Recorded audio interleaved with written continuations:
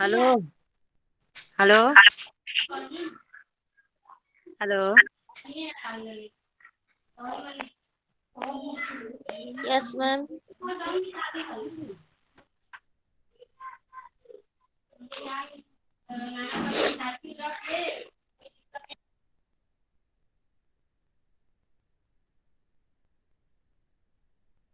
Hello. Hello. अरे सुनो, तुमने पूछी मैम पढ़ाओ दी नहीं। क्या है? वो जल्दी अभी मैम नहीं आई है ना। कब आएंगी मैम? ना माइक ऑफ रखिए सब लोग। आएंगी हेलो। तो खुद ही बोलेंगी, सामने सामने दिखेंगी, आ जाएंगी तो। तब तक कट कर दे, जब आएंगी तब ज्वाइन करेंगे। ठीक है, तुम हो को साक्षी? हाँ हाँ, कोई फॉर्म वॉर्म भरा है? हाँ हेलो। भर रहे हैं अभी, मतलब सबमिट नहीं किए हैं। इसका जो फॉर्म जो मैम बोली थी उसमें भरने को, तो उसमें अभी डेट डिस्टिनेशन में है। क्या भरना था? एक मिनट हाँ। यार, लिवेट। तुम लोग ग्रुप लिवेट। में लिवेट है करो। कि BC? Please mute yourself, this is हमको नॉट फॉर्म आवर सेंड कर दो। Regular class.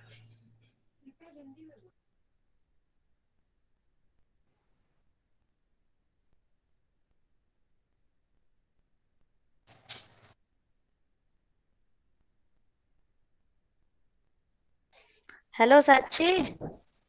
हाँ, बोल रहे हैं, बोलिए। हेलो।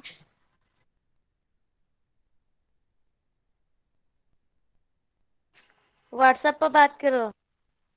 ठीक है, आइए।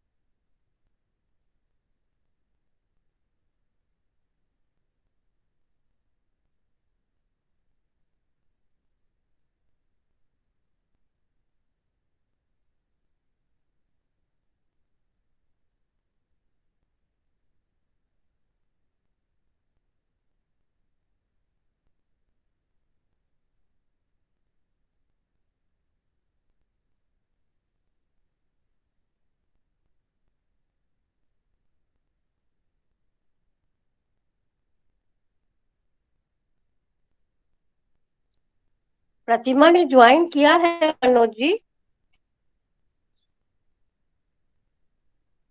मैम मैंने ज्वाइन किया हुआ है।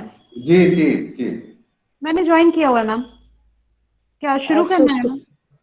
सुशील सर तो आ गए हैं, उन्होंने ज्वाइन कर लिया है।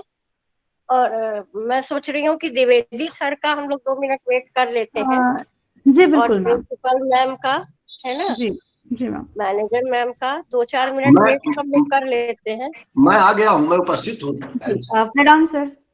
प्रणाम। नमस्कार सर, नमस्कार सर प्रणाम। आप प्रणाम। दोनों अतिथि वक्ताओं का मैं प्रणाम करता हूँ। हाँ हाँ, नमस्कार।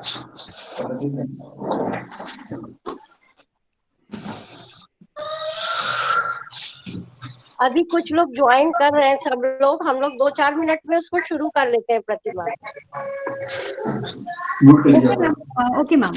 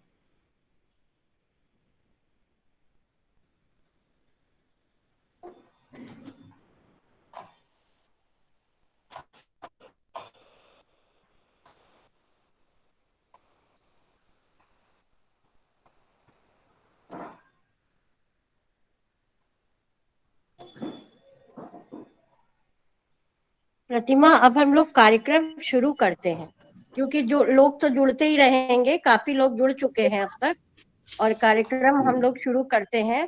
और सभी से अनुरोध है कि वो अपना माइक म्यूट कर लें। प्रतिमा, शुरू करते हैं। Okay ma'am.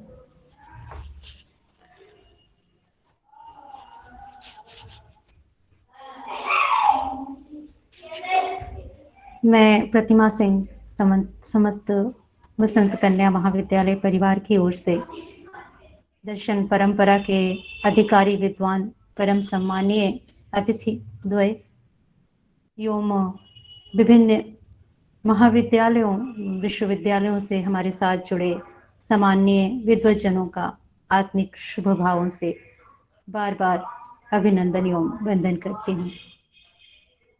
साथ ही मैं वसंत कन्या महाविद्यालय के विभिन्न विभागों से हमारे साथ जुड़ी हुई सम्मानीय विभागाध्यक्षा और शिक्षक गणों का भी मैं आत्मिक स्वागत एवं अभिनंदन करती हूँ। आयोजन के इस क्रम में मैं सर्वप्रथम सह संयोजक doctor Manoj Kumar Singh sir, assistant professor दर्शन विभाग से विनम्र निवेदन करती हूँ कि वह हमारे विशिष्ट विद्वत मनीषी द्वय का परिचय कराएं। धन्यवाद प्रतिमा जी। मेरे लिए आज बड़े हर्ष की बात है कि इतने विद्वान वक्ताओं अतिथि द्वय का मैं परिचय देने जा रहा हूँ, और मेरे लिए गौरव की बात है, और हमारे महाविद्यालय के लिए एक गौरव का क्षण है कि हमारे बीच ये विद्वान वक्ता उपस्थित हैं। आज के प्रथम वक्ता प्रोफेसर आरपी द्विवेदी सर का स्वागत करते हुए मैं सर का परिचय देना चाहूंगा कि सर महात्मा गांधी काशी विद्यापीठ वाराणसी के महात्मा गांधी अध्ययन पीठ से सेवानिवृत्त हैं तथा दर्शन एवं गांधी अध्ययन के सर विशेषज्ञ हैं। सर का गांधी अध्ययन पे, गांधी के जीवन से पे महारत हासिल है। मैं सर का एक बार पुनः स्वागत करता हूं। आज के मुख्य अतिथि वक्ता प्रोफेसर सुशील दुबे सर का स्वागत करते हुए मैं संक्षिप्त परिचय देना चाहूंगा कि सर वर्तमान में प्रोफेसर दर्शन शास्त्र विभाग नौ नालंदा महाविहार सम विश्वविद्यालय नालंदा बिहार में कार्यरत है। इसके पूर्व आपने भारतीय दार्शनिक अनुसंधान परिषद नई दिल्ली में कार्यक्रम अधिकारी के रूप में तथा योग केंद्र रानी दुर्गावती विश्वविद्यालय जबलपुर और मोरारजी देसाई राष्ट्रीय योग संस्थान महाकौशल स्वशासी महाविद्यालय जबलपुर में दर्शन और योग विषय स्नातक एवं स्नातकोत्तर स्तर पर पढ़ाया है। डॉक्टर सर ने एमए और पीएचडी की उपाधि दर्शन शास्त्र विभाग में दर्शन शास्त्र विषय में प्राप्त की है। आपको 3 स्वर्ण पदक एवं 3 राष्ट्रीय फेलोशिप प्राप्त हुई हैं। सर की 14 पुस्तकें एवं 39 शोध पत्र विभिन्न राष्ट्रीय एवं अंतर्राष्ट्रीय जर्नलों में प्रकाशित हो चुके हैं। सर ने विभिन्न गोष्ठियों में, सिंपोजिया में, कॉन्फ्रेंसेस में 65 शोध पत्र प्रस्तुत कर चुके हैं। आपकी पुस्तक श्रृंखला a survey on study and research in philosophy in India 5 भाग में है, जो कि Indian Council of Philosophical Research से प्रकाशित है। भारतीय प्राचीन मूल एवं दर्शन श्रृंखला आपकी पुस्तक 3 भागों में है, जो कि डीके प्रिंट वर्ल्ड नई दिल्ली से प्रकाशित है। आपने योग विषय पर 6 पुस्तकें लिखी हैं, जो कि जयपुर विश्वविद्यालय, मोतीलाल बनारसी दास, मोरारजी देसाई राष्ट्रीय योग संस्थान नई दिल्ली आदि से प्रकाशित है। आप दोनों अतिथि द्वय का पुनः स्वागत करते हुए मैं मंच डॉक्टर प्रतिमा सिंह को सौंपता हूँ। धन्यवाद। धन्यवाद सर इतने सुंदर परिचय के लिए।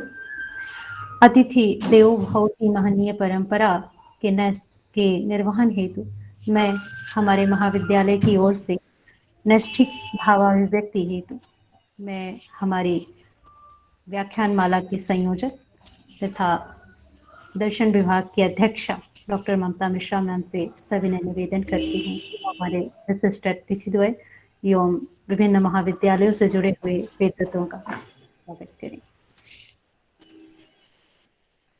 धन्यवाद प्रतिमा।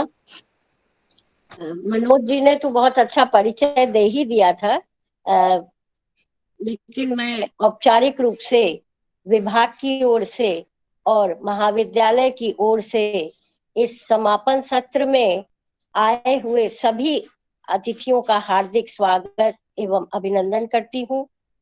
आज के इस कार्यक्रम के मुख्य अतिथि प्रोफेसर सुशीम दुबे का मैं हार्दिक स्वागत करती हूँ।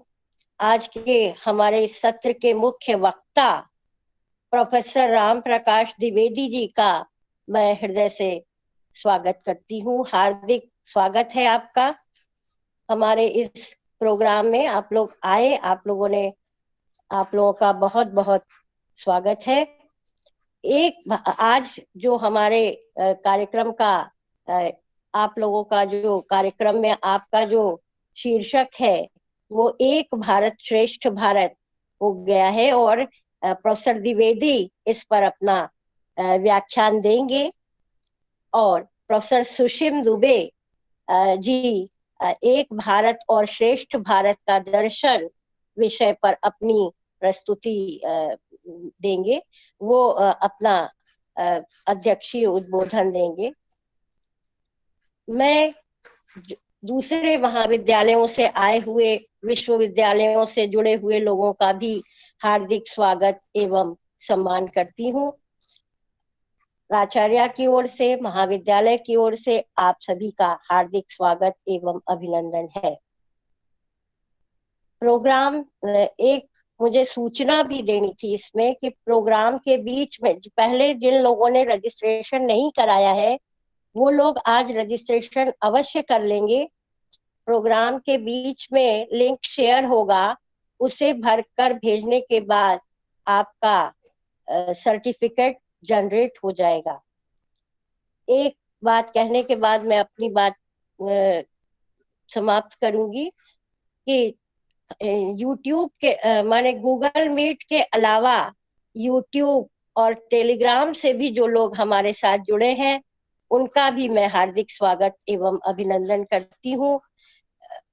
आप लोग भी यूट्यूब पर भी और टेलीग्राम पर भी ये लिंक जो है वो शेयर किया जाएगा, इसलिए इस बात का ध्यान रखेंगे। इसी के साथ मैं मंच जो है वो सब प्रतिमा को सौंपती हूँ। धन्यवाद मैम। निश्चित रूप से सर को सुनने का जो सुख है उसको लेकर मैं बहुत हर्षित हूँ। सर को सुनना सदैव सुखद होता है। एक राष्ट्र की एकता उसकी श्रेष्ठता के रूप में तभी प्रतिष्ठित हो पाती है जब उस राष्ट्र की बाह्य विविधताओं से परे कहीं अंतस में एक ही आत्मिक धुन, एक ही जीवन दृष्टि, एक ही सर्वमंगल रूपी नाद निनादित होता हो। सभी कवि वैदिक महर्षि के सर्वे भवन्तु सुखिनः के मंगल मंत्र के रूप में, तो कभी दक्षिण से निनादित अद्वैत सत्य के रूप में, कभी गौतम, महावीर और गांधी जी के मानव धर्म के रूप में, तो कभी विवेकानंद के सर्व संभाव रूपी दर्शन के रूप में। एक ही मंत्र देश, काल, परिस्थितियों से सर्वथा उन्मुक्त निनादित होता रहा हो, तभी बनता है कोई राष्ट्र श्रेष्ठ, अपनी एकता से भी ऊपर उन्मुक्त होकर। इस एक भारत श्रेष्ठ भारत की महनीय संकल्पना के उद्घाटन हेतु मैं विद्वत मनीषी और दर्शन परंपरा के अधिकारी विद्वान प्रोफेसर राम प्रकाश द्विवेदी सर को मैं उनके विद्वतापूर्ण व्याख्यान हेतु निवेदन करती हूँ। धन्यवाद डॉक्टर प्रतिमा सिंह जी। मेरी आवाज आ रही है? I am audible? मेरी आवाज आ रही है? Yes sir, yes yes sir, yes sir, yes sir. Doctor Pratima ji, मैं संचालिका मैं विशेष निवे- व्याख्यान माला। मैं द्विवेदी साहब, मैं निवेदन करना चाहूंगा, ये स्क्रीन प्रेजेंटेशन को बंद करेंगे तो आप विजिबल भी होंगे आवाज के साथ। अच्छा, ठीक है, ठीक है, ठीक है, ठीक है।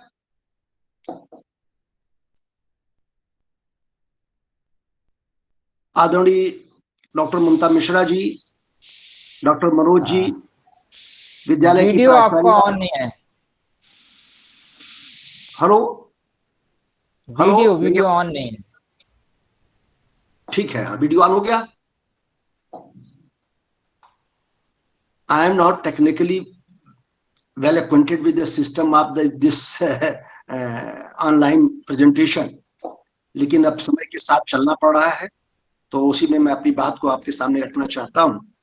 विश्वविद्यालय, उस विद्यालय के तमाम मैं शिक्षकों को धन्यवाद ज्ञापित करता हूं कि आपने मुझे इस व्याख्यान माला में अपनी बात को रखने का मौका दिया। I cannot claim that I am the one of the best person who can deliver on this particular topic, लेकिन मैं प्रयास करूंगा। आज के मुख्य वक्ता हमारे परम विद्वान आदरणीय प्रोफेसर सुशील दुबे जी हैं, वो बड़े ज्ञानी, मुझे पता भी है, ICPR से मैं जुड़ा भी रहा हूँ। वो दार्शनिक पक्ष तो रखेंगे, लेकिन मैं कुछ दार्शनिक पक्ष के साथ व्यवहारिक पक्ष की तरफ इस विषय पर अपने विचार को रखना चाहता हूं। दो दृष्टियों से भारत श्रेष्ठ। सबसे पहले भारत श्रेष्ठ क्यों? मैं हिंद स्वराज से शुरुआत करता हूं। महात्मा गांधी के आजादी के पूर्व, या यूं कहें 1909 में पुस्तक गांधी के लिखने के पूर्व भारतीय चिंतकों और इतिहासकारों की मान्यता थी कि भारत कभी एक राष्ट्र नहीं रहा है, क्योंकि यह राजाओं का एक बड़ा समूह था। 550 राजे रजवाड़े तो हमारे हिंदुस्तान की आजादी के पूर्व थे, तो अतः एक भारत कैसे होगा? अलग अलग तमाम सारे राज्य, अलग तरह के राजा, अलग तरह के उनके प्रशासन। गांधी पहले हिंदुस्तान के वो शख्सियत है आजाद भारत में, और उसके पहले ही उन्होंने कह दिया कि नहीं, यह मानना कि Britishers establish a nation that is called India, I can not accept. और गांधी ने चैलेंज देते हुए कहा, यह सोच बहुत कमजोर है, क्योंकि भारतीय संस्कृति के दृष्टि से, जीवन शैली की दृष्टि से, और जो परंपरा सोच की है, कार्य की जो परंपरा, जो संस्कृति है, उस दृष्टि से भारत एक राष्ट्र पहले भी था, आज भी और भविष्य में भी रहेगा। गांधी का यह, मैं इसमें शुरुआत करता हूं। ये क्या है? आर्नल्ड टाइनवी के एक वक्तव्य से मुझे अपनी बात को आरंभ करना है। भारत श्रेष्ठ क्यों है? आर्नल्ड टाइनवी दुनिया के प्रख्यात इतिहासकारों में से एक हैं, और उन्होंने दो निष्कर्ष निकाले। भारत के संस्कृति के बारे में एक निष्कर्ष निकाला। सैकड़ों सभ्यताओं का अध्ययन करने के बाद आर्नल्ड टाइनवी निष्कर्ष पर पहुंचे कि दुनिया की वो संस्कृतियां समाप्त हो गई जो भौतिकता और भोग पर आधारित हैं। सिर्फ वही संस्कृतियां अक्षुण्ण रह सकी जो त्याग और सेवा पर आधारित हैं, और भारत की संस्कृति उसमें से एक है।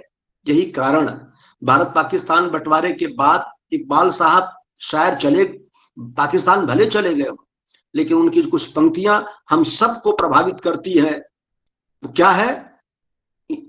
ईरान मिस्र रोमा सब मिट गए जहां से, कुछ बात है कि हस्ती मिटती नहीं हमारी। तो हमारा जो अस्तित्व है, हमारे जो जीवन शैली है, आज भी प्रवाहमान क्यों है?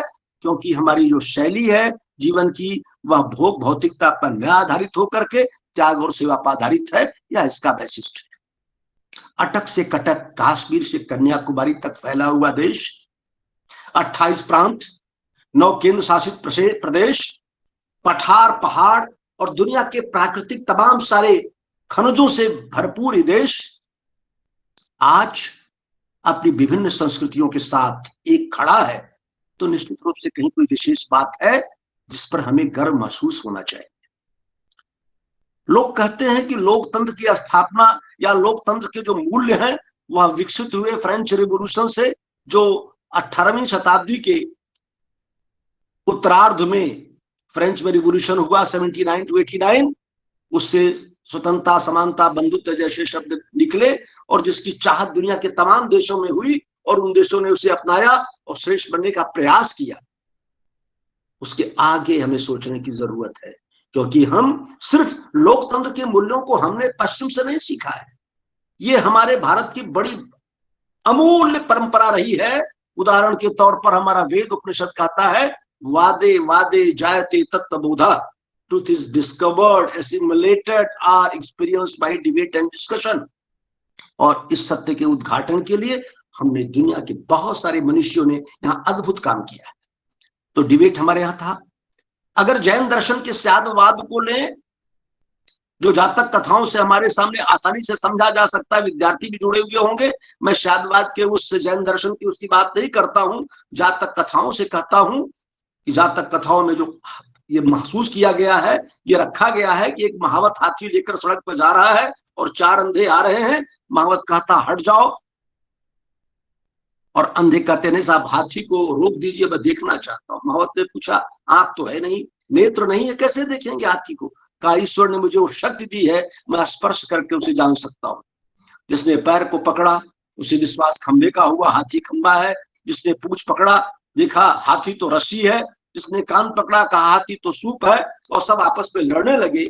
लेकिन महावत ने उस पंचायत में एक काम किया पंच का और बताया नहीं बिल्कुल सही है, आप भी सही है, आप भी सही, आप भी सही, लड़ने की आवश्यकता नहीं है, सत्यांश सब में है, हर व्यक्ति में सत्य है और उस सत्य को लेकर के एक महासत्य बनता है। ऐसे ही भारत की संस्कृति है कि हमारे यहाँ तमाम सारे लोग हिमालय की रेंज से चल के पर्वतों से निकल करके, चाहे इस्लाम धर्म के अनुयायी हिंदुस्तान में आए हों, पर्शियन आए हों, और कालांतर में 1489 के समय वास्को डिगामा ने हिंदुस्तान की जब खोज की, तो चाहे तमाम सारे पुर्तगालीज आए हों, चाहे यूरोपियन आए हों, इस देश में आए और बसे और रहे और हिंदुस्तान की संस्कृति को जानने की कोशिश की। कुछ तो यहीं रह गए। आपने देखा होगा मुगलों का इतिहास, इस्लाम धर्म के अनुयायियों का इतिहास, पिछले 700-800 वर्षों से हिंदुस्तान में 7वीं शताब्दी के बाद जो बाद में आए वो यहाँ प्रवेश किया, ईरान के रास्ते आए, अफगानिस्तान के रास्ते आए, वो भी हमारे देश के अंग होकर रह गए। हमें दुनिया को समेटने की जो शक्ति अद्भुत है वही श्रेष्ठ भारत को बनाता है। आज क्या है हम जानते हैं कि आज हमारे देश में अलग अलग भाषाएं, कम से कम 100 लैंग्वेजेस हमारे देश में आज भी हैं जो प्रचलित हैं, कन्नड़ हो, तेलुगु हो, तमाम सारे। At every 10 kilometers you will find the changes in the tongues। भाषा और टंग में जो है परिवर्तन आ जाता है, लेकिन फिर भी देश एक साथ खड़ा है। हम जब हिंदुस्तान के गणतंत्र दिवस के अवसर पर निकलने वाली झांकियां हर प्रदेश की निकलती हैं, हिंदुस्तान का ऐसा कौन सा नागरिक है जो रोमांचित नहीं होता है? Then we realize incredible India, अतुल्य भारत का जो भाव है हमारे दिल में बसता है और आता है। हमारे देश के प्रधानमंत्री आदरणीय श्री नरेंद्र मोदी जी ने 31 अक्टूबर 2015 को सरदार वल्लभ भाई पटेल जिन्हें इस बात के लिए श्रेय दिया जाता है कि उन्होंने तमाम सारे भारत की आजादी के समय तमाम ऐसे राज्यों को हिंदुस्तान में मिलाया जो नहीं मिलना चाहते थे, जूनागढ़ हो, चाहे हैदराबाद हो, चाहे जम्मू कश्मीर हो, यूनिफिकेशन इंडिया का किया, उसको जोड़कर अपने में मिलाया। भौगोलिक सीमाओं को बढ़ाकर हम लोगों को अपने देश में मिला सकते हैं, जोड़ सकते हैं, लेकिन जब तक सांवेगिक रूप से उन व्यक्तियों को अपने साथ नहीं जोड़ेंगे हम श्रेष्ठ भारत की परिकल्पना नहीं कर सकते। यही कारण था कि हमारे देश के प्रधानमंत्री ने 2015 को जब वो व्याख्यान दे रहे थे, जब वो हमारे देश सरदार वल्लभ भाई पटेल के जन्म दिवस पर देश को संबोधित कर रहे थे, तो उन्होंने एक स्लोगन दिया, एक भारत श्रेष्ठ भारत। उसके पीछे उनकी मंशा क्या थी? वो यही चाहते थे कि हमारे देश के लोग सिर्फ भौगोलिक सीमाओं की वजह से एक न हो, बल्कि सांवेगिक रूप से हमारे लोग एक दूसरे की संस्कृतियों को जाने। उन्होंने अपेक्षा की कि एक राज्य के जो युवा हैं, विद्यार्थी हैं, दूसरे राज्यों में जाएंगे। तमिलनाडु के विद्यार्थी हिंदुस्तान आए, उत्तर प्रदेश में आएंगे, उत्तर प्रदेश के विद्यार्थी तमिलनाडु में जाएंगे, वहां कुछ दिन रहेंगे, वहां की संस्कृतियों को हम समझेंगे और उनकी संस्कृतियों को हम समझेंगे, हमारी संस्कृति को समझेंगे। इससे एक भाव पैदा होगा, एक दूसरे से जुड़ने का भाव पैदा होगा, हम एक साथ जुड़ेंगे, रहेंगे। हमें पता है एक परिवार में 4 व्यक्तियों को एक साथ बांधे रखने की कितनी बड़ी कठिनाई उस घर के प्रमुख को होती है। विविधताओं के बीच जी रहे लोग, हर व्यक्ति के जीवन की शैली अलग है, उनके संसाधन अलग हैं, उनकी चुनौतियां अलग हैं, लेकिन फिर भी इनके बीच में हम अगर लोगों को एक भावना पैदा कर दें तो यही श्रेष्ठ भारत का लक्षण होता है। हम जब श्रेष्ठ कहते हैं तो इसके पीछे मंशा नहीं होती कि हम श्रेष्ठ हैं तो दूसरे हमसे कम श्रेष्ठ हैं। गांधी ने एक बहुत अच्छी बात कही थी।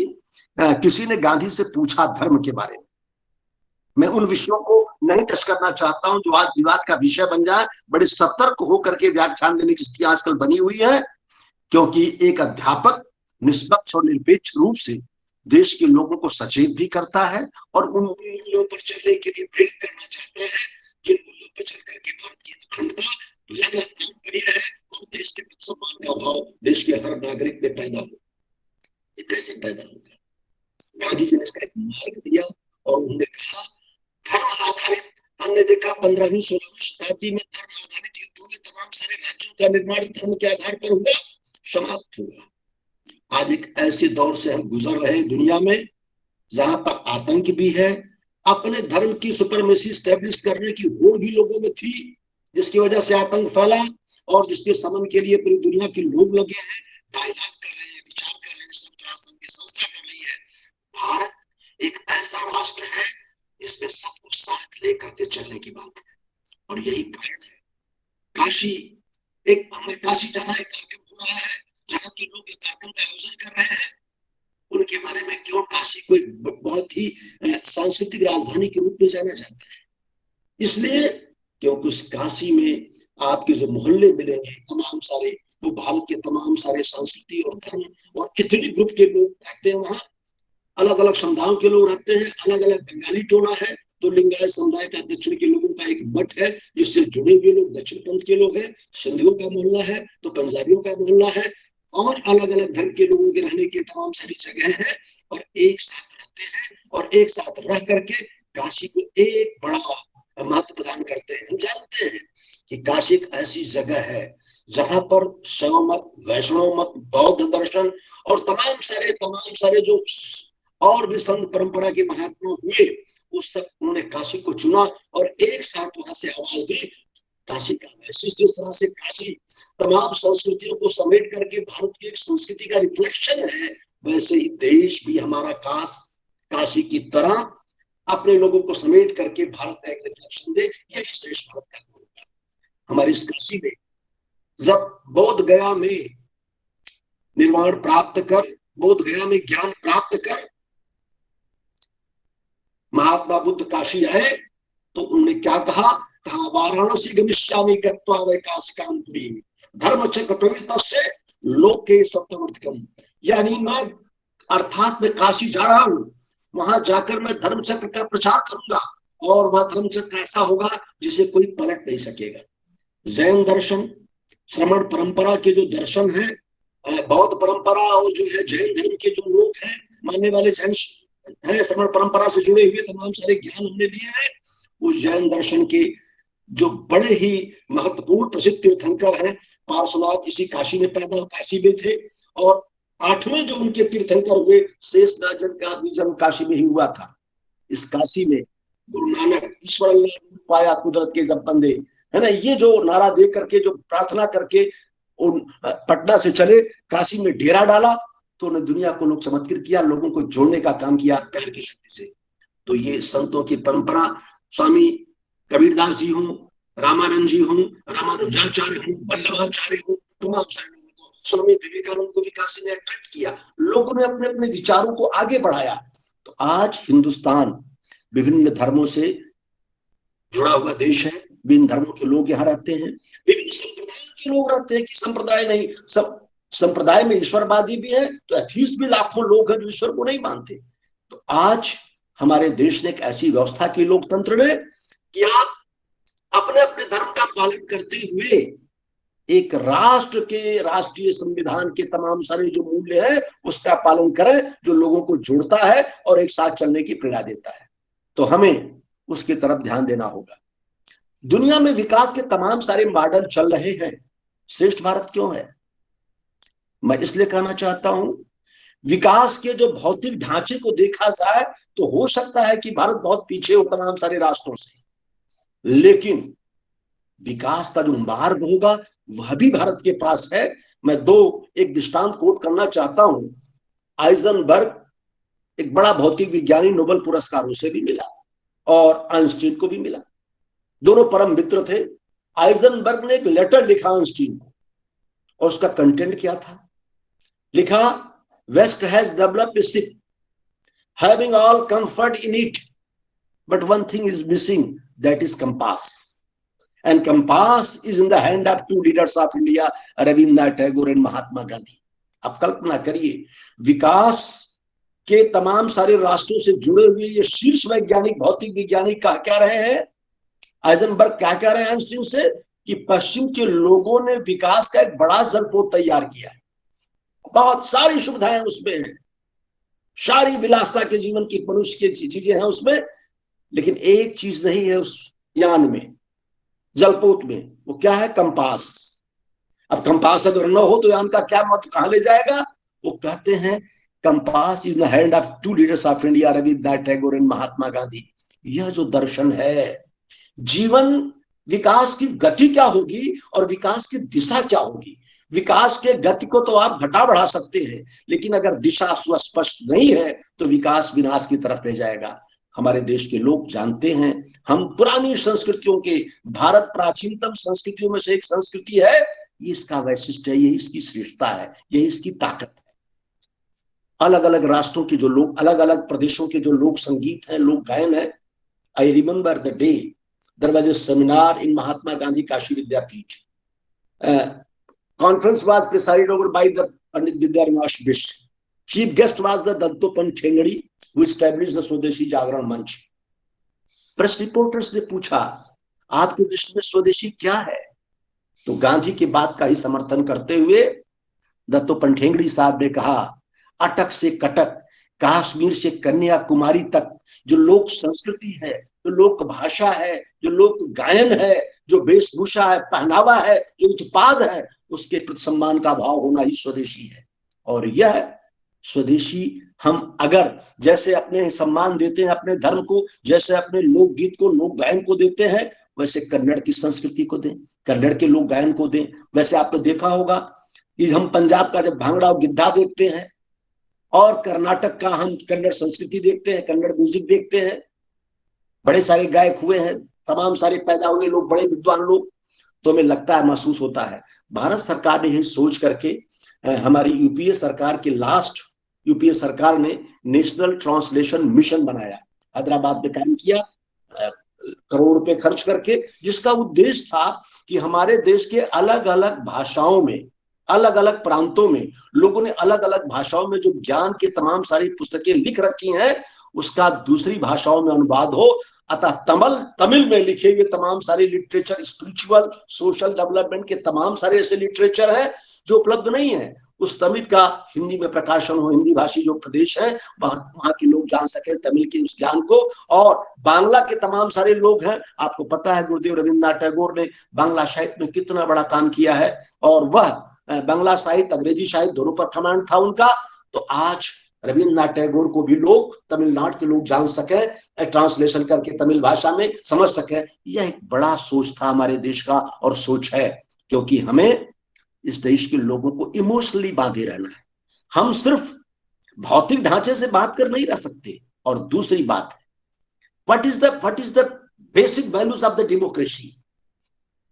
ये बेसिक वैल्यू ऑफ डेमोक्रेसी जो है, वही हमारे लोगों को बांध सकती है। कैसे बांध सकती है? The democracy is based on 4 pillars. पहला डायलॉग, संवाद सारी समस्याओं का ही निस्तारण करता है। हमने 2 बड़े युद्ध लड़े, प्रथम विश्व युद्ध और द्वितीय विश्व युद्ध, लेकिन अंतिम में हमें डायलॉग के टेबल पर तमाम सारे राष्ट्राध्यक्षों को बैठना पड़ा और सॉल्यूशन निकला। तमाम सारे युद्धों की समाप्ति निकली है, तमाम सारे विवादों की समाप्ति डायलॉग से, संवाद से। गांधी जी ने भी अपने जीवन में जितने आंदोलन चलाए, उस आंदोलन को करने के पहले संवाद कायम करने की कोशिश की। बार बार ब्रिटिशर से लिखित में और मौखिक रूप से बैठकें कर उन्होंने अपनी परेशानी बताई और भारत की स्वतंत्रता की मांग की। तो संवाद ही एकमात्र ऐसा रास्ता है शांतिप्रिय जिससे तमाम सारी समस्याओं का समाधान हो सकता है। तो one should have the faith in dialogue. संवाद में विश्वास करना, युद्ध में विश्वास नहीं, हिंसा में विश्वास नहीं। संवाद ही समस्याओं के समाधान का मार्ग है। ये वैशिष्ट हिंदुस्तान का, इसीलिए हमने वाद विवाद रखा, शास्त्रार्थ की बात रखी। और दूसरा, वी लिव इन डाइवर्सिटी। अरे भाई, हम जब रामचरितमानस को पढ़ते हैं तो देखते हैं कि विश्वामित्र मुनि के 3 बच्चे रावण, कुंभकर्ण और विभीषण के अगर व्यक्तित्व में अंतर हो सकता सोच में, तो एक जैसे व्यक्ति के, एक जैसे विचारधारा के सारे राष्ट्र के लोग हो जाए, संभव कैसे हो सकता है? इसका जो भी आग्रह करेगा कि मेरी विचारधारा ही श्रेष्ठ है और उसको पूरे देश के लोग माने, ये संभव हो ही नहीं सकता, क्योंकि 133 करोड़ की आबादी के देश में मैंने बताया सैकड़ों हजारों तो इतने ग्रुप हैं जिन्हें एड्रेस करना, जिनके जीवन की शैली अलग है, सैकड़ों भाषाएं हैं, तो हमें कहीं ना कहीं एड्रेस करना है। हमें ऐसे ही विविधता में एकता को तलाशने की जरूरत है, और जब तक हमारा विविधता में विश्वास नहीं होगा और विविधता में हम ही श्रेष्ठ हैं, अगला श्रेष्ठ नहीं है, तो हम श्रेष्ठ भारत का निर्माण नहीं कर सकते। तो हमें सबसे पहले we have to inculcate the democratic values. हमें लोकतांत्रिक मूल्य जो है, जिस पर खड़ा है लोकतंत्र, वो विविधता में एकता तलाशने की कोशिश हमें करने की जरूरत है। जो बहुत बात इसकी चर्चा हम करना चाहते हैं कि वह हमें डाइवर्सिटी में विश्वास होना चाहिए। हम एक जैसे नहीं हो सकते, ब्लड ग्रुप अलग अलग ब्लड ग्रुपों के लोग हैं, अलग अलग भाषा शैलियों के लोग हैं, और हमें सबका सम्मान करना चाहिए। एक बात, धर्म अलग अलग है, मेरा ही धर्म श्रेष्ठ है, दूसरे का धर्म कम श्रेष्ठ है, ये भावना अगर रखेंगे तो सर्वश्रेष्ठ भारत। तो हमें इस पर काम करने की जरूरत है। एक बार गांधी जी को पत्रकारों ने, गांधी जी बार बराबर नरसिंह मेहता का पाठ करते थे, वैष्णव जन तो तेने कहिए जे पीर पराई जाने रे। अब वैष्णव जन कहने की बात है, वैष्णव जन तो हिंदू धर्म में वैष्णव संप्रदाय है, शैव संप्रदाय है। तो लोगों ने पूछा, गांधी जी आपका धर्म कौन सा है, किस धर्म के आप अनुयायी है? गांधी जी ने बड़े गर्व के साहस के साथ कहा कि निश्चित रूप से मैं हिंदू धर्म का हूँ, हिंदू धर्म का उपासक हूँ, मानने वाला हूँ। कहा आपका हिंदू धर्म कैसा है? तो बहुत बड़े ही भाव से गांधी जी ने कहा, मेरा हिंदू धर्म बहुत अच्छा है। कहिए तो हम जानना चाहते थे। जब आप कहते हैं कि आपका हिंदू धर्म बहुत अच्छा, सुपरलेटिव डिग्री में, तो इसका मतलब दूसरे धर्म थोड़ा कम अच्छे हैं आपके धर्म से। गांधी जी ने कहा, मुझे फंसाने की कोशिश मत करो। ये वैसे ही है जैसे दो छोटे बालक खेल रहे हों, एक साथ मित्र, और जाकर कोई आदमी एक बच्चे से पूछे तुम्हारी माँ कैसी है, कैसी लगती है? वो कहता मेरी माँ बहुत अच्छी है। जब वो कहता मेरी माँ बहुत अच्छी है, तो उसके दूसरे मित्र के माँ के बारे में उसकी दृष्टि बहुत खराब नहीं होती है। उसके भी मित्र के जो माँ उसकी दृष्टि में उतनी अच्छी जितनी पहले वाले मित्र की माँ की अच्छी है। यह गांधी कहते हैं इस भाव से हमें, जैसे मेरा धर्म मुझे प्यारा है, इस्लाम धर्म के अनुयायियों को वो धर्म प्यारा है। अब एक बात जो बेसिक आज हमारे देश में समस्या है श्रेष्ठ भारत के इस तत्व को बनाए रखने में, वह क्या है? हमें उस पर विचार करने की जरूरत है। हमने कहा बार बार, Gandhi was of the view to provide the full freedom, full liberty to individual. व्यक्तियों के स्वतंत्रता के पूर्ण पक्षधर गांधी जी थे, लेकिन उन्होंने उसकी एक सीमा बांधी। क्या है सीमा? क्या बांधी उन्होंने? कहा सीमा बांधा, उन्होंने कहा कि now we can accept the liberty of individual up to the such limit which is not going to create hurdle in the liberty of others। हम किसी व्यक्ति को पूर्ण स्वतंत्रता की आजादी तभी दे सकते हैं उसी हद तक जिस हद तक वह दूसरी स्वतंत्रता में बाधा न बने। आज देश के सामने एक बड़ी चुनौती है। वो चुनौती क्या है कि बिना इसके हम देश की श्रेष्ठता को दिखा नहीं सकते दुनिया के सामने, हम अपनी श्रेष्ठता का महसूस नहीं कर सकते, क्योंकि जब कहेंगे मेरा धर्म श्रेष्ठ है, दूसरे का धर्म बहुत खराब है, तब परेशानी पैदा होगी। तो इस दृष्टि से हमें ये मानना होगा स्वतंत्रता की जो अभिव्यक्ति हमारे संविधान ने दी है, इसका जिस तरीके से लोग सत्ता पक्ष के हों या विपक्ष के हों, आम जानस में जो न्यूट्रल व्यक्ति है, जो चिंतन में जुड़ा हुआ है, जो दार्शनिक है, उसे दोनों के कमेंट को सोशल मीडिया पर सुन करके जो पीड़ा होती है, उससे हम श्रेष्ठ भारत कैसे कर सकते हैं? कहीं ना कहीं हमें इस पर नियंत्रण करने की जरूरत है, हमें आत्मसंयम की जरूरत है, हमें अपरिग्रह की जरूरत है।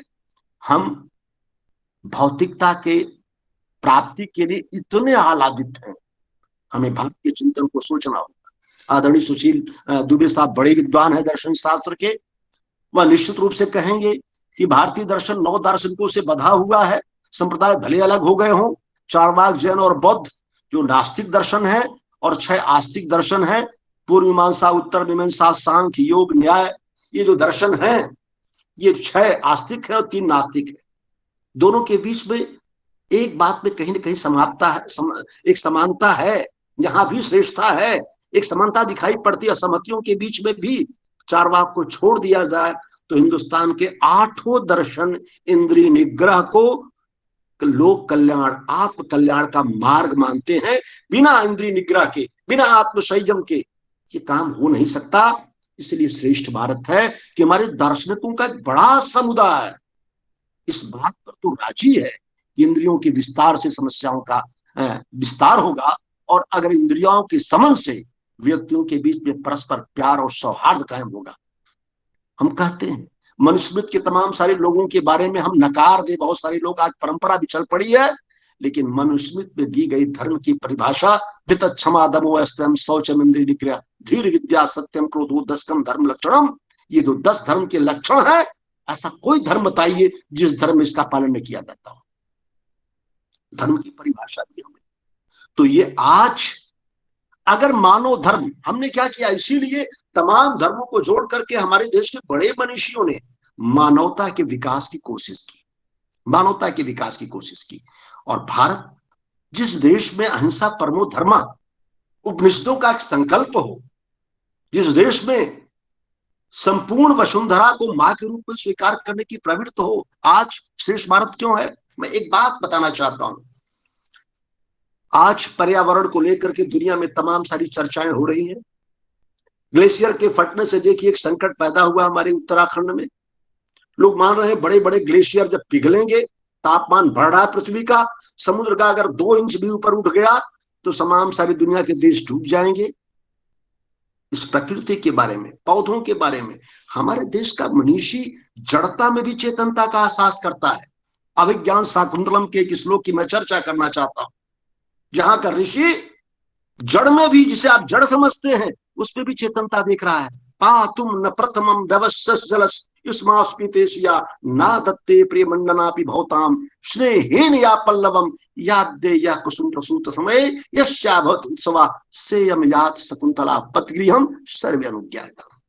कहते हैं ऋषि, पौधों से कह रहे हैं, ये पौधों जो तुम्हें पानी पिलाए बिना पानी नहीं पीती थी, आज वह शकुंतला अपने घर जा रही है, तुम सब आज्ञा दे दो। यह भारत का ऋषि ही कर सकता है। हमारे तमाम सारे आदिवासियों के क्षेत्र में देखेंगे, हमारे तमाम सारे ऐसे कुल देवता वृक्षों के रूप में स्वीकार किए गए। 33 करोड़ देवताओं का वास हमारे वित्त में। तो ये जो है, और यही नहीं है, हमारे देश के तमाम सारे जिन्हें ईश्वर कहते हैं गॉड, उन्होंने क्या जगह चुना है। कमला कमले शेते शिव शेते हिमालय, लक्ष्मी कमल के पत्ते पर वास करती हैं, तो आप उसे विनष्ट मत करिए। शिव सेते हिमालय, भगवान शंकर हिमालय पर रहते हैं तो उसे बर्बाद मत करिए, आप उसके प्रति श्रद्धा का भाव रखिए। और कहते हैं शिव सेते और क्षीर आप दो हरि सेते। जितनी नदियां हमारे देश की मां के रूप में स्वीकार की जाती है, तो हमने श्रेष्ठ संस्कृति का पालन दुनिया को संदेश देने के लिए पर्यावरण के प्रति आपके पश्चिम के देशों के विचार और हमारे देशों के विचार में ऐसा बताइए कोई प्रदेश जिस प्रदेश में वाले वाले नदियों के किनारे लोग स्नान न करते हो, उसका आदर न करते हो, तो प्रकृति के प्रति हमारे ये उच्च विचार जो सब प्रांतों में पाए जाते हैं, ये श्रेष्ठ भारत की तरफ संकेत करते हैं। हमारा जीवन शैली एक तो है, ये हम करते हैं। अपने बैसाखी कोई मनाता है अपने तरीके से, नया दिन मनाते हैं, उत्तर प्रदेश बिहार में लोग मनाते हैं, कहीं जो है वो मकर संक्रांति के रूप में मनाई जाती है। ये जो चीजें हैं, ये अलग अलग रूप भले हो उसके, लेकिन कहीं पूरे देश के तमाम सारे कॉर्नर पर किनारों बैठे हुए लोग एक तरह की जीवन शैली के जीने के आदी हैं। इसीलिए हमें सबको मिला करके एक उच्च भाव जो राष्ट्र का है, और जब राष्ट्रवाद की बात करते हैं तो हमारा राष्ट्रवाद किसी दूसरे राष्ट्र के प्रति दुर्भावना का भाव नहीं रखता है। हम जानते हैं कि हम तमाम सारे हिमालय की रेंज से लेकर के और तमाम सारे ईस्ट जोन से लेकर के हम 6 देशों से घिरे हुए हैं। हमारे बॉर्डर पता होगा, भूटान, हमारे बॉर्डर भूटान से लगे हैं, बर्मा से लगे हैं, हमारे बॉर्डर पाकिस्तान से लगे हैं, हमारे बॉर्डर चाइना से लगे हैं, नेपाल से लगे हैं। और इन तमाम सारी जगहों पर जो लोग हैं, उनकी जो संस्कृति है फिर भी भारत के प्रति जुड़ी हुई है। ये हमारा भारत के प्रति निष्ठा का भाव रहता है। तो ये जो हमारी गुण है, इसको विस्तारित करने की जरूरत है। हमारे देश के प्रधानमंत्री की चिंता इसी बात की थी कि हम जब नारा दिया कि भारत को यूनिफिकेशन करके सरदार वल्लभ भाई पटेल एक बड़ा राष्ट्र और हमारे आजादी के रणबांकुरों ने देश को आजाद करा करके एक सीमाएं तो बांध दी हैं, लेकिन सीमाओं के बीच रहने वाले लोगों के बीच में जो तमाम सारे रिश्ते हैं, वो रिश्ते प्यार के रिश्ते हों, सहयोग के रिश्ते हों, साहचर्य के रिश्ते हों, सहनवा सहना सहवीर्यम कर्माभय का दर्शन हमारे देश में लोग पालन करें। कुछ बिंदुओं पर सारे धर्मों में एकता भी ऐसा नहीं है, सारे धर्मों में एकता है। अरे इस्लाम धर्म कहता है सच्चा मुसलमान वह है जो रात के सोने के पहले सुनिश्चित कर ले कि उसके पड़ोसी के बच्चों ने भोजन कर लिया है, भूखे तो नहीं है। ये मानव धर्म है। और हमारे यहाँ तो अष्टादश पुराणेषु या सस्य वचनत्वम परोपकाराय पुण्याय पापाय परपीतम। तो ये जो दृष्टि है हमारी, ये भी वही दृष्टि है जो इस्लाम धर्म की है। और ईसाइयत, पूरा ईसाइयत किस पर टिका हुआ है? To serve the humanity, to serve the God. मानवता की सेवा ही ईश्वर की सेवा है। आपने देखा दुनिया के बड़े लोगों ने भारत को अपने प्रयोग का आधार चुना, आए और यहां रह गए और बस गए। चाहे जेएफ एंड्रूज हो, एनी बेसेंट हो, थियोसोफिकल सोसाइटी की संस्थापक रही हो, और मदर टेरेसा, दो she was not born in India, लेकिन भारत में आकर के अपने कर्मभूमि को चुना और एक संदेश पूरी दुनिया को दे गई। भारत के वैशिष्ट को बढ़ाया उन्होंने, और उन्होंने उसको दुनिया को दिखाया कि हम क्या हैं। उनका भी संदेश था, if you can not love those to whom you can see, how can love you those to whom you can not see. जिसे तुम देख सकते हो, जब उसे प्यार नहीं कर सकते, जिसे नहीं देख सकते हो, उसे क्या प्यार करोगे तुम? इसका मतलब क्या है? और यही कारण है कि हमारे देश में वेदांत दर्शन आया, जिसने कहा ब्रह्म सत्यम जगत मिथ्या। तो उसके साथ अनंत वेदांती भी पैदा हो गए देश में हमारे। क्या कहा? ब्रह्म सत्यम जगत सत्यम च। ब्रह्म अगर सत्य है तो उसके द्वारा निर्मित सृष्टि असत्य कैसे हो जाएगी? अगर असत्य है तो सत्य में परिवर्तित करने का प्रयास। यही कारण हो, गांधी हो, पंडित मदन मोहन मालवीय हो, स्वामी विवेकानंद हो, बहुत सारे मनुष्यों ने, स्वामी विवेकानंद ने भी यही कहा कि अगर तुम्हें ईश्वर का दर्शन करना है तो लाखों लोग, जो देश के करोड़ों लोग अस्वास्थ्यकर दशाओं में हैं, अशिक्षित हैं, उन्हें साक्षर बना करके, उन्हें स्वस्थ करके आप ईश्वर की अनुभूति का आनंद ले सकते हैं। ये श्रेष्ठता हमारे देश की है कि हमारे देश के मनुष्यों ने लोक कल्याण की बात कही है। पर लोक कल्याण 700 वर्षों का से पुराना इतिहास हमारे संतों का है। संत कबीरदास जी वह किसी दृढ़ और जड़ के पूजक नहीं थे, लेकिन उन्होंने क्या कहा? दोनों पंथों को ललकारा, लेकिन बताया कि मन को, हृदय को। अरे भाई, हमने कहा जात पात पूछे नहीं कोई, हरि का भजे सो हरि का होई। ये हिंदुस्तान में हो सकता है। संत रविदास के आध्यात्मिक ज्ञान के आगे मीराबाई आती है और नास्तिक आती है, सखीरी मत तो नाम रतन धन पायो। उस नाम को जगाने की शक्ति हिंदुस्तान के महात्माओं की, जो दादू हो, भीका हो, दरिया हो, पन्ना हो, राधा स्वामी संप्रदाय के लोग हो, जय गुरुदेव संप्रदाय के लोग हो, ये तमाम सारी जो संत परंपरा चली आई है, जो वैष्णव शैव परंपरा से अलग एक संत परंपरा है, उसके लोग भी हमारे साथ रहते हैं, साथ जीवन जीते हैं, एक उच्च भाव रखते हैं, उनके साथ हम साझा करते हैं। हम देखते हैं ईद के समय, मैं बार बार कहता हूं, क्यों श्रेष्ठ भारत है? श्रेष्ठ भारत यह है कि श्रेष्ठ भारत, इस श्रेष्ठ भारत में रहने वाले लोग ईद के अवसर पर हिंदू अपने इस्लाम धर्म के अनुयायी को बधाई देने से अपने को नहीं रोक पाता, जो पड़ोसी है। और होली के अवसर पर जबान से निकल ही जाता, होली मुबारक, है ना। हम तो कल्पना करते हैं कि हमारे देश के नए परिस्थितियों में पैदा होने वाले जो तमाम सारे बच्चे हैं, वो हिंदू धर्म को, इस्लाम धर्म के हों, वो प्रभु ईसा मसीह के जन्म दिवस को, सेंटा क्लास को देखते रहते हैं। सेंटा क्लास कोई है, उसको जानने की कोशिश करते हैं। सेंटा क्लास उत्थान के, उद्धार के लोगों के लिए आया और भौतिक संकटों से जूझ रहे लोगों की मदद करने के लिए आया। ये तमाम सारी जो बातें हैं, ये सिमिलरिटी हमारे देश के तमाम लोगों में दिखाई पड़ती है। तो अनेकता में एकता, तो पहला है डाइवर्सिटी में विश्वास, दूसरा है डायलॉग में विश्वास, और तीसरा है डिसेंट्रलाइजेशन ऑफ पावर, सत्ता के केंद्रीकरण। गांधी ने कहा सच्चा स्वराज क्या है? गांधी ने कहा सच्चा हिंदू स्वराज कब आएगा? उन्होंने कहा 7 लाख गांव हिंदुस्तान के सुशासन की इकाई बनेंगे। स्वतः अपने निर्णय लेंगे, अपने विकास के मार्ग को खुद तलाशेंगे, ऊपर से निर्देशित नहीं होंगे, अपनी योजनाएं खुद बनाएंगे, अपना उनका एक नया जुडिशियल सिस्टम होगा, रिक्रिएशन सिस्टम होगा, they will take care of their children, their women's, their depressed class people. आप कल्पना कर सकते हैं, भारत ही कर सकता है। दुनिया में किसी देश में नहीं देखा अपने विपक्ष के व्यक्ति को कानून मंत्री बनाए। हिंदुस्तान का एक बड़ा प्रयास है और उसको हमें समझना चाहिए ताकत। आजादी के बाद नारायण भाई देसाई जो अंतिम पंक्ति के गांधीवादी थे, उन्होंने काशी विद्यापीठ में एक कथा कहते हुए, गांधी कथा कहते हुए एक दृष्टांत का उल्लेख किया जो श्रेष्ठ भारत की तरफ हमें इशारा करता है। वो कहते थे कि जब भारत आजाद हुआ तो पंडित नेहरू जी संभावित मंत्रालय और मंत्रियों की एक सूची टेंटेटिव लेकर के अप्रूवल लेने के लिए गांधी जी के पास गए और गांधी जी के सामने उन्हें रखा, देखिए हमने निश्चय किया है ये मंत्रालय है, इन मंत्रालयों के जो मंत्री जो होंगे। गांधी जी ने बड़ी गंभीरता से भंगी कॉलोनी में बैठे हुए थे, शाम पट्टिका पर देखा, सारे पन्ने को पलटने के बाद एक पेंसिल लिया और पेंसिल से एक नाम में परिवर्तन किए। वो परिवर्तन कौन, और सारे को तो अप्रूव किया गांधी ने, एक नाम में चेंज कर दिया और चेंज करने के बाद में लिखा कि ये वहां लिखा, काट करके नाम रिप्लेस करके लिख दिया डॉक्टर भीमराव अंबेडकर कानून मंत्री के रूप में, उनका नाम डाल दिया, जो परिणाम लिखा था उसे हटा दिया वहां से। नेहरू जी थोड़ा सा आक्रोश में आए, बापू आप क्या कर रहे हैं आप?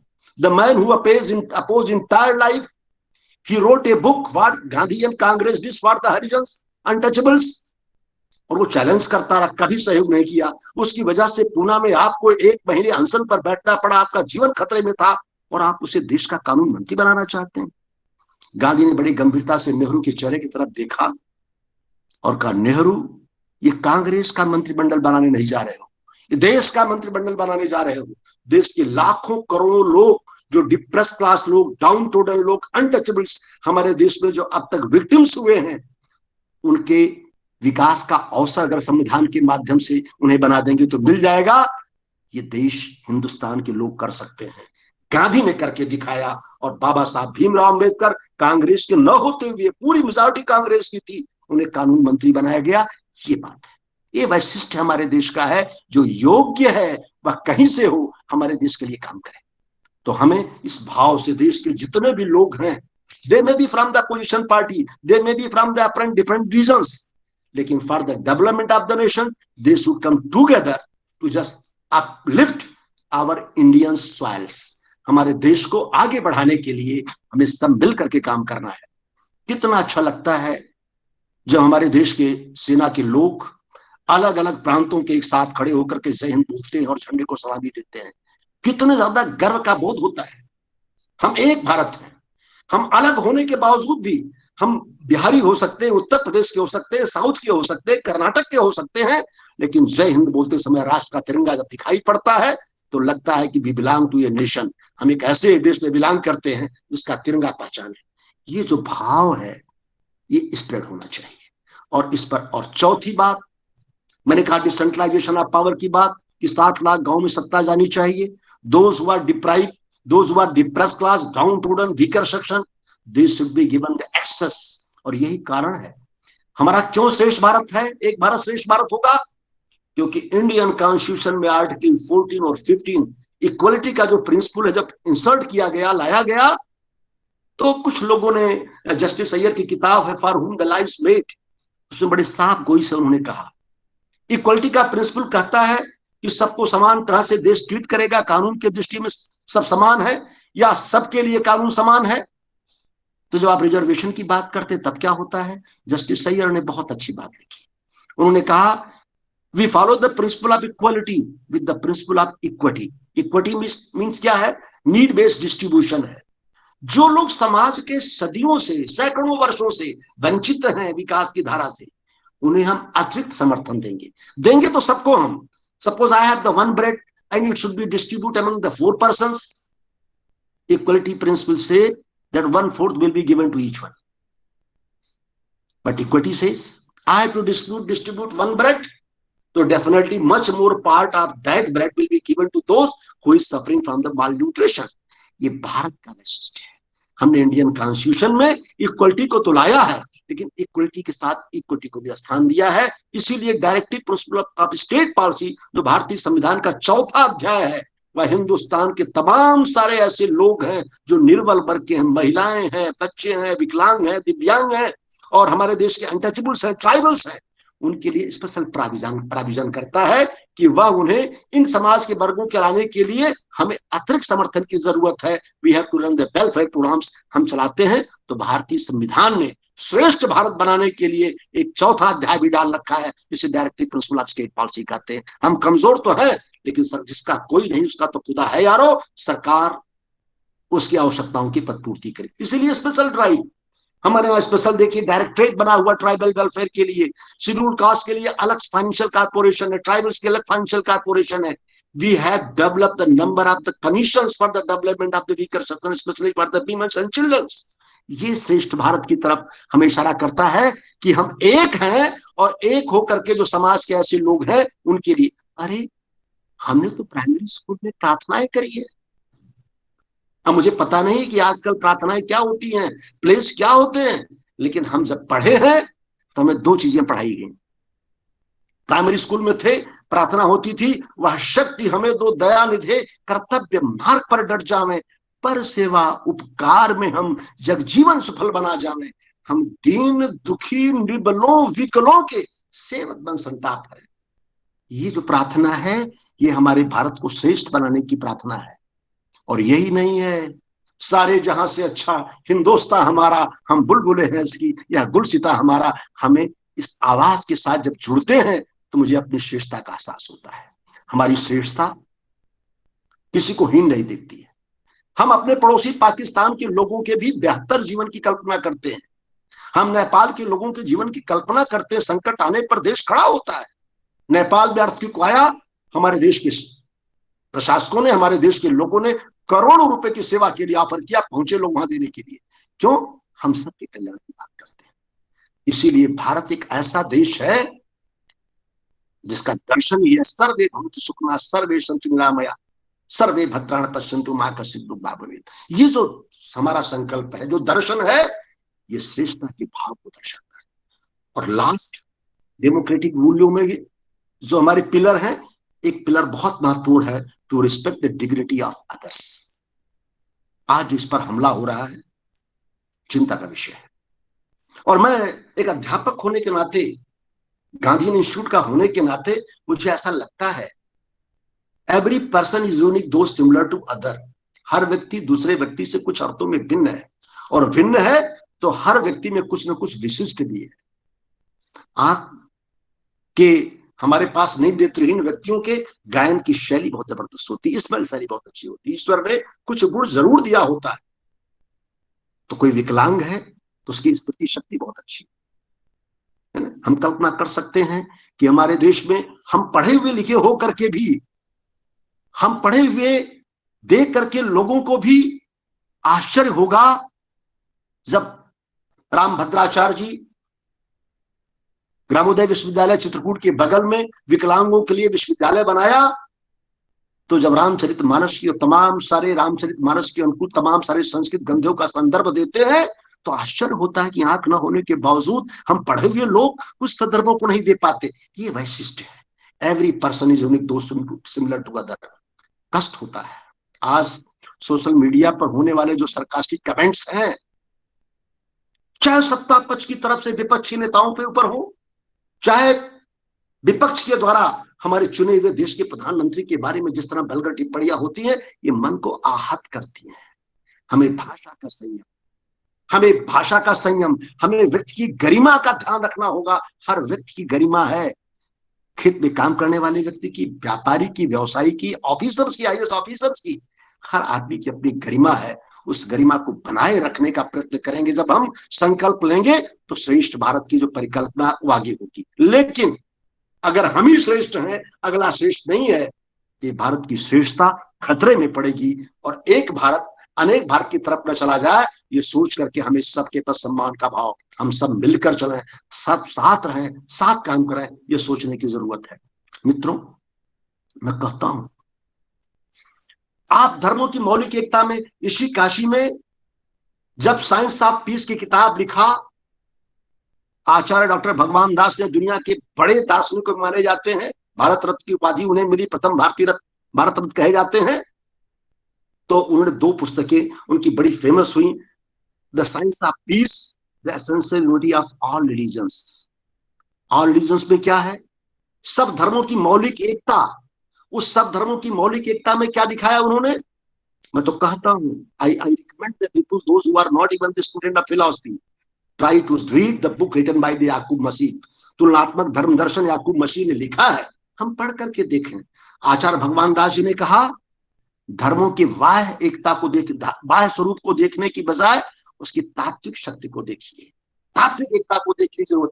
किसी भी धर्मों का बाह्य स्वरूप अलग अलग हो सकता है, गुम्बज हो, टॉम्ब हो, मकबरे के शकल में हो, उनके जो स्थल है पूजनीय स्थल है, लेकिन उन धर्मों का सार जब देखेंगे तो प्रेम, दया, करुणा ही मिलेगा, सहयोग ही मिलेगा, ईश्वर के पास पहुंचने की, निकटता प्राप्त करने की होड़ ही मिलेगी सभी धर्मों में। हम भी कल्पना करते हैं कि हमें मरने के बाद मोक्ष को मिले, हम ईश्वर के पास पहुंच जाएं, आवागमन की मुक्ति से मुक्त हो जाएं। तो जन्नत का ख्वाब इस्लाम धर्म का अनुयायी भी देखता है, और इस्लाम धर्म का अनुयायी वो देखता है कि हम प्रभु यीशु मसीह के प्यारे बने, उनके प्रिय बने, ऐसे काम करें। तो ये सभी करीब करीब सभी धर्मों में एक है। हमें उन धर्मों के बारे में वल्गर टिप्पणियां नहीं करनी चाहिए किसी भी व्यक्ति को। ये जिम्मेदारी राष्ट्र की भी है, संविधान की भी है, संविधान का रक्षा करने वाली न्यायपालिका की भी है। आज जिस तरीके से सोशल मीडिया पर एक धर्म के व्यक्ति दूसरे धर्मों पर, दूसरे व्यक्ति का धर्म तीसरे धर्मों पर जिस तरह से कमेंट करते हैं, बड़ा तकलीफ होता है एक आचार्य होने के नाते कि काश हमारे देश के लाखों शिक्षक इस तरह के डेमोक्रेटिक वैल्यूज के गुणों को अपने छात्रों में इंसर्ट कर पाते, उनके व्यक्तित्व में समाहित कर पाते कि हम सब में एक ईश्वर की आत्मा देखते। अरे बाबा साहब भीमराव अंबेडकर ने यही तो विरोध किया था, पूछा था लोगों से कि आप कहते हैं ब्रह्म वचन 3 ही है, सर्व खलविदम ब्रह्म, संसार के कण कण में ब्रह्म है, पहला ब्रह्म वचन है, दूसरा अहम ब्रह्मास्मि, मुझ में भी वही ब्रह्म है जो बोल रहा है, और कहा तत्वमसि, तुम में भी वही है। तो कहते हैं वो जो पंडित में है वही हरिजन में भी है, फिर भेदभाव क्यों है? जो हिंदू में है वही मुस्लिम में फिर भेदभाव क्यों है? हमें इस विचार पर बड़ी गंभीरता से सोचने की जरूरत है कि हम देश को एक दूसरे का सम्मान, गरिमा में, we have to respect the dignity of every individual of the nation. हर देश के नागरिक के जो व्यक्तित्व का सम्मान हमारी जिम्मेदारी है, और अगर ऐसा करते हैं तो निश्चित रूप से हम भारत का जो अति बड़ा उज्ज्वल रहा, कहते हैं हम स्वर्ण युग में थे, कभी भारत सोने की चिड़िया था, आज भी दुनिया के लिए स्रोत मैंने बताया। सिकंदर महान का, अलेक्जेंडर का उल्लेख करता हूं। अलेक्जेंडर जब चला हिंदुस्तान की फतह पर, अपने गुरु के पास गया, अरस्तु के पास, और कहा गुरुदेव मैं फतह करने जा रहा हूं हिंदुस्तान, मुझे बताइए जीतकर कौन सा उपहार आपके लिए ले लाऊं। तो जानते हैं सिकंदर महान के गुरु ने क्या कहा? अगर हिंदुस्तान फतह करने जा रहे हो अलेक्जेंडर, तो वहां से जीतकर सोने चांदी लाने की जरूरत नहीं है, भौतिक संपत्ति लाने की जरूरत नहीं है, हाथी घोड़े लाने की जरूरत नहीं गिफ्ट के रूप में हमारे लिए, और गुलाम भी मेरे लिए लाने की जरूरत नहीं है।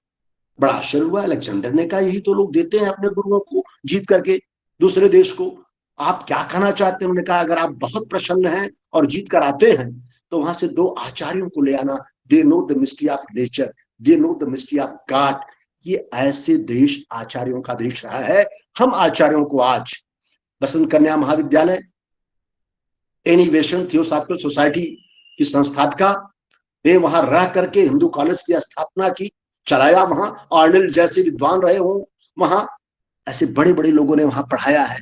आज उस विश्वविद्यालय के दर्शन विभाग में डॉक्टर भगवान दास यानी बेसेंट के साथ रहे हैं, और उस विश्वविद्यालय के, उस विद्यालय महाविद्यालय के दर्शन विभाग द्वारा आयोजित इस कार्यक्रम में हम इतना ही कहना चाहेंगे कि हमारे जो दर्शन है, 9 दर्शन, चारवाक को छोड़ ले जो सुखवाद की तरफ जाता है, परम चरम सुख की भौतिकता की तरफ, लेकिन 8 दर्शन इंद्रिय निग्रह का पाठ पढ़ा करके सामान्य जीवन जीने और दूसरों के लिए जीवन जीने। अपने लिए तो हम जी लेते हैं, दूसरों के जीने के लिए हम काम करें, और करके एक अच्छे समाज की रचना, एक अच्छे भारत की रचना नहीं, एक ऐसे विश्व की रचना का संकल्प लें। गांधी यही तो चाहते थे।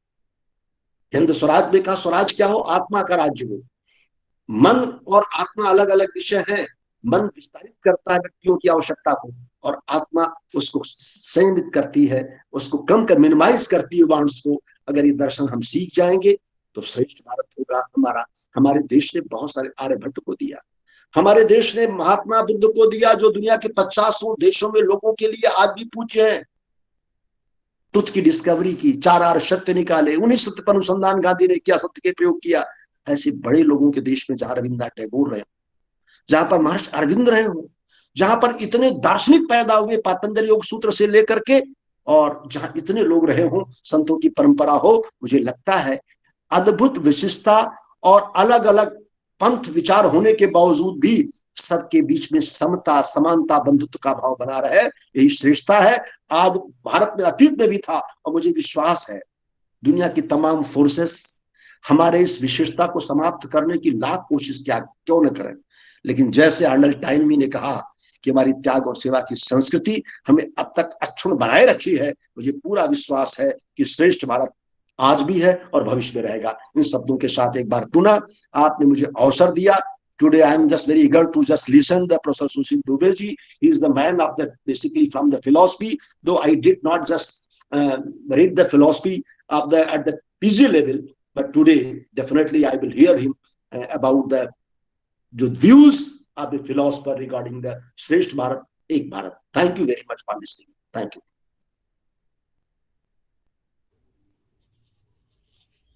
बहुत बहुत धन्यवाद सर। धन्यवाद सर, एक भारत श्रेष्ठ भारत की दृष्टि के इतने सारगर्भित प्रकटीकरण हेतु, साथ ही इस संकल्पना के ऐतिहासिक पृष्ठभूमि, महत्व, आवश्यकता तथा वर्तमान चुनौतियों को इतनी स्पष्टता के साथ रेखांकित करने के लिए, और कोटि कोटि धन्यवाद इस मंत्र के इस मंत्र को विभिन्न उदाहरणों द्वारा इतनी स्पष्टता के साथ उसके प्रकटीकरण के लिए आपका कोटि कोटि धन्यवाद सर। विद्युतापूर्ण विमर्श की सुखद लयबद्धता को बिना बाधित किए हुए, उसे बिना विराम दिए हुए, मैं इस सुखद प्रवाह के अनवरत चलने हेतु मैं हमारे विद्वत मनीषी, विशिष्ट विद्वत अतिथि प्रोफेसर सुशील दुबे जी को, सर को एक भारत श्रेष्ठ भारत के दर्शन विषय पर उनके विद्वतापूर्ण व्याख्यान हेतु आमंत्रित करती हूँ।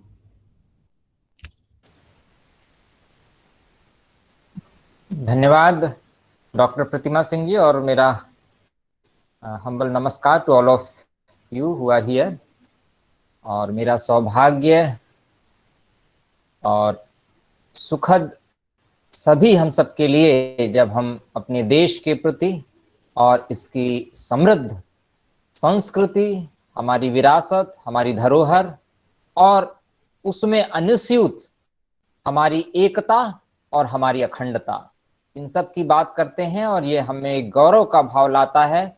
और निश्चित रूप से यह भाव जो हमारे अंदर संचरित हो कि ना केवल हमें बड़ा बनाता है बल्कि हमें महान भी बनाता है। और इस महानता के इस क्रम में वर्णित विवरणित मुझसे पूर्व वक्ता प्रोफेसर राम प्रकाश द्विवेदी जी के द्वारा विविध ग्रंथों से, विविध प्रकरणों से, विविध चिंतकों से, विविध आख्यानकों से, व्याख्यानों से और संदेशों से जितनी बात रखी गई सामने, एक व्यापक परिदृश्य निश्चित रूप से एक भारत श्रेष्ठ भारत का एक इस संक्षिप्त व्याख्यान में हो सकता है। वह अपने आप में एक सुखद अवसर था। और यह कार्यक्रम जो कि भारतीय दार्शनिक अनुसंधान परिषद, शिक्षा मंत्रालय, भारत सरकार के द्वारा प्रायोजित और दर्शन विभाग, बसंत कन्या महाविद्यालय वाराणसी के अंतर्गत आयोजित, और इस कार्यक्रम में सबसे पहले इस कार्यक्रम की आयोजिका मैडम डॉक्टर ममता मिश्रा जी, और इस विभाग से डॉक्टर मनोज कुमार सिंह जी, डॉक्टर प्रतिमा सिंह जी, और अन्य संयोजकों में चंद्रकांत चैटर्जी, एंड इस विभाग के समस्त शोधार्थी, विद्यार्थी, शिक्षार्थी और मान्य इस कार्यक्रम में उपस्थित विभिन्न विश्वविद्यालयों से, महाविद्यालयों से, अन्यतर समस्त सभी के प्रति मेरा हार्दिक प्रणाम, नमन और अभिनंदन आप सभी का। और यह एक विशेष जिम्मेदारी भी हम सभी की कि हम इस श्रेष्ठता को वरेण्य करें। तत्सवितुर्वरेण्यम की बात जब हम कहते हैं, उनके भर्ग को, उनके तेज को लेने की बात हम कहते हैं, वह सविता जो समस्त लोकों में, समस्त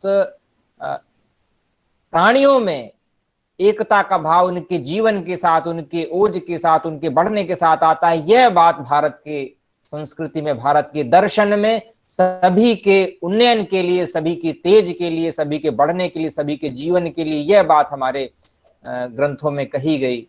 और उस अग्नि के साथ जिसकी एक प्रथम चिंगारी या स्फुलिंग से, यदि पाश्चात्य भी कहता है कि अग्नि के विकास के साथ मानव सभ्यता का विकास वहां से प्रारंभ हुआ है, तो अग्नि मीणे पुरोहित ऋग्वेद की इस प्रथम ऋचा के साथ भारत का प्रथम आदि ग्रंथ, विश्व का प्रथम आदि ग्रंथ, यह दर्शन भारत का है और यह एकता है और यह श्रेष्ठता है। इस श्रेष्ठता में जब हम बात करते हैं, जब हम साधारण से बात करते हैं, जब हम बेहतर की बात करते हैं, जब हम अच्छे तक आते हैं, उस अच्छे से हम उत्कृष्ट तक जाते हैं और उत्कृष्ट के बाद श्रेष्ठता का हम वरेण्य करते हैं। यह भारत की संस्कृति में, भारत की विरासत में यह सब अनुस्यूत और इस गौरव से हम परिपूर्ण हो, इसके दर्शन को हम समझें। और सारी जब बातें होती हैं उसके बाद एक महत्वपूर्ण बात आ जाती है, जब सिद्धांत सारे बता दिए जाते हैं तो प्रयोग पर बात आती है।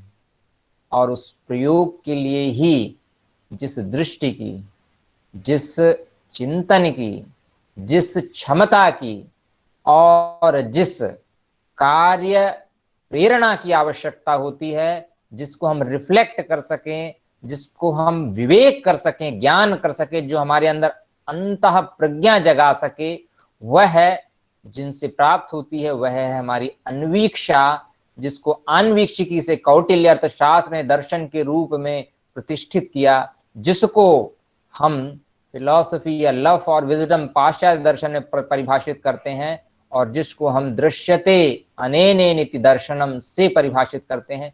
ऐसा हमारा दर्शन, ऐसी हमारी विराट संस्कृति से भी जब हम बात करते हैं, जिस समान कारण से हम सब क्रिएट किए गए हैं, कृति हैं, उत्पन्न हैं, ऐसी समान बातें, यह भी हमारे अंदर एक एकता की बात लाती है और जिससे चलकर हम आगे बढ़े हुए हैं। भारत की जब हम बात करते हैं, भा अर्थात प्रकाशमयता, पुंज, तेज, यह भारत है।